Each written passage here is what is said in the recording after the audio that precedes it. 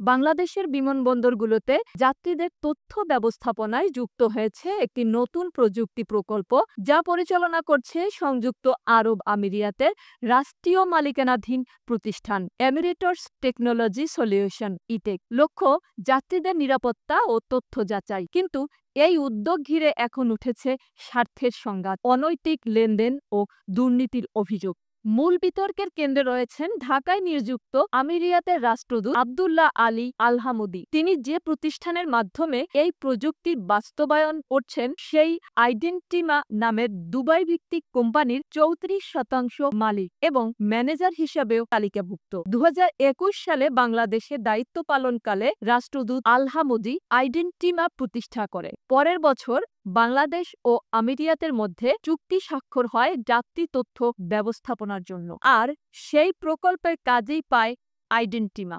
আইডেন্টিমার বাকি দুই অংশের অংশীদার বাংলাদেশের মুনতাসির বিল্লাহ শাহরিয়ার ও সাজেদ আহমদ ছামি, যাদের মধ্যে একজনের বিরুদ্ধে রয়েছে রাজনৈতিক যোগসূত্রের অভিযোগ।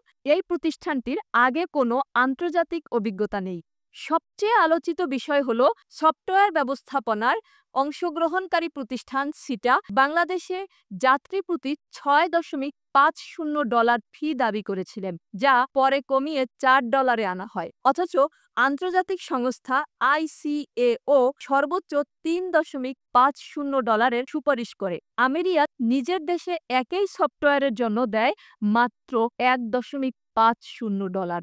এই বাড়তি ব্যয়ের বোঝা গিয়ে পড়েছে সাধারণ যাত্রীদের উপর, বিশেষ করে যারা মধ্যপ্রাচ্যে শ্রমিক হিসেবে কাজ করতে যান। তাদের অনেকেই নিম্নবিত্ত ও মধ্যবিত্ত পরিবারের। বিষয়টি নিয়ে উদ্বেগ জানিয়ে ট্রান্সপারেন্সি ইন্টারন্যাশনাল বাংলাদেশের নির্বাহী পরিচালক ডক্টর ইফতেখারুজ্জামান বলেন, রাষ্ট্রদূতের মতো গুরুত্বপূর্ণ পদে থাকা কেউ সরকারের অনুমোদন ছাড়া বাণিজ্যিক কর্মকাণ্ডে যুক্ত হতে পারেন না। এই প্রকল্পকে ঘিরে এখন প্রশ্ন উঠেছে কেবল অর্থনৈতিক নয়, কূটনৈতিক শিষ্টাচার এবং জাতীয় নিরাপত্তার দিক থেকেও। বাংলাদেশের জনগণের অর্থ দিয়ে পরিচালিত এই সেবায় কারা লাভবান হচ্ছেন?